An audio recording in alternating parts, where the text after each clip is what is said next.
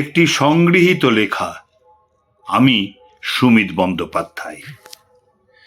হুট করে বুড়ো হয়ে যাব, পুট করে মরে যাব, তার চেয়ে বরং চ্যাক করে রুকস্যাকের স্ট্র্যাপটা টেনে স্যাট করে জুতোটা বেঁধে টুক করে বেরিয়ে পড়ব। কখনো সাঁই সাঁই করে হাঁটবো, কখনো কুটুস কুটুস করে ন্যাদোসের মতো হাঁটবো, কখনো খিলখিলিয়ে দাঁত কেলিয়ে দৌড়বো, কখনো জিভ বার করে ফ্যাঁচ ফ্যাঁচ করে কানতে কানতে হামাগুড়ি দেব, কখনো খসখস করে চকচকে টাকা গুনে ফ্লাইটের টিকিট কাটবো, আবার কখনো ঝনঝন করে খুচরো কয়েন গুনে ডিম পাউরুটি খেয়ে রাত কাটাবো, ঝপাং করে পাহাড়ি নদীতে ঝাঁপ দেব, ধপাস করে বরফে আচার খেয়ে কুমড়ো পটাশ হবো।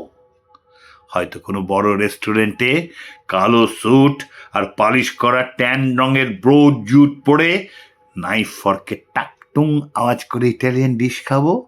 আর ঠিক 24 ঘন্টা পরেই কাদামাখা হাইকিং শু আর ঘেমো হাফ প্যান্ট পরে কোনো অজানা পাহাড়ি গ্রামে বসে চোঁ চোঁ করে রক্সি তোম্বা খেতে খেতে হিমালয়ের সাথে চুকু চুকু প্রেম করব। I don't want to die with huge bank balance. I want to die with golden memories. একদিন হসপিটালের বেডে শুয়ে থাকবে শরীরটা, হাজার একটা নল এঁকে বেঁকে প্রবেশ করবে সেই শরীরে, একটা ডিজিটাল স্ক্রিন সমানে মেপে যাবে হৃদস্পন্দন।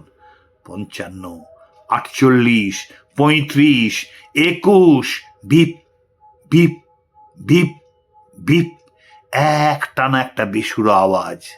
স্যালাইন আর ইঞ্জেকশনে গন্ধে ভরা সেই 8x8 চার দেওয়ালের মধ্যে থাকা শরীরটা এই যায় কি সেই যায়।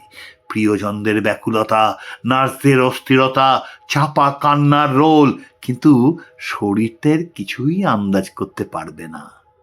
জীর্ণ চেহারা, শুকিয়ে যাওয়া মুখ, মাঝে মাঝে কেঁপে উঠবে একটা দুটো আঙুল, সারা শরীরে যন্ত্রণার ছাপ সুস্পষ্ট, অথচ সে শরীরের ঠোঁটে কোনো যন্ত্রণা থাকবে না, বরং লেগে থাকবে একটা মৃদু হাসি।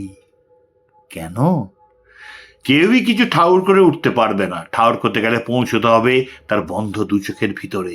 সেখানে পৌঁছলে দেখা যাবে জীর্ণ সে শরীরটা বসে আছে একটা পাহাড়ি হোমস্টের বারান্দায়, যেখানে সে গেছিল তার যৌবনকালে। ওই যখন বছর 30 বয়স, সে হোমস্টের বারান্দা থেকে চোখ মেললেই বিস্তৃত ভ্যালি, সবুজ পাহাড়, পাহাড়গুলোর পাদদেশে ঘন সবুজের জঙ্গল, সারি সারি পাইন গাছ উঁকি মেরে তাকিয়ে আছে। পাইনের জঙ্গলের ভিতর দিয়ে চলে গেছে আঁকা বাঁকা পাহাড়ি রাস্তা। কুয়াশা ঢুকে সে রাস্তায় বিছিয়ে দিয়েছে মায়ার চাদর। ভালোবাসার ওম, নাম না জানা পাখির গান শোনা যায় সেদিক থেকে। পাশ দিয়ে তিস্তা বয়ে যায় তীর তীর করে। তিস্তার বয়ে যাওয়ার আওয়াজের মধ্যে যে সুর আছে তা পৃথিবীর কোনো গায়কের আয়ত্তে নেই। দূর উঁচু পাহাড় থেকে কে যেন বাঁশি বাজায়।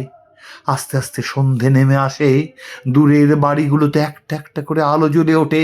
সেই দিকে তাকালে মনে হয় মানুষ বৃথায় মাটির নিচে হিরে খুঁজে মরে। ঠিক তখনই একটা শান্ত হিমেল বাতাস এসে ছুঁয়ে দিয়ে যাবে সে জীর্ণ শরীরের সমস্ত ক্ষত, দাগ আর যন্ত্রণাগুলোকে।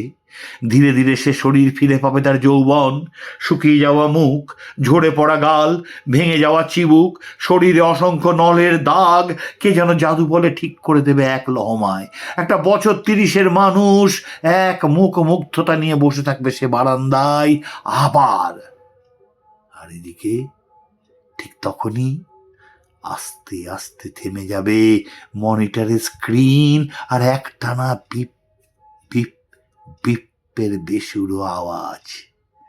পৃথিবীর সব থেকে মধুর সমাপতন।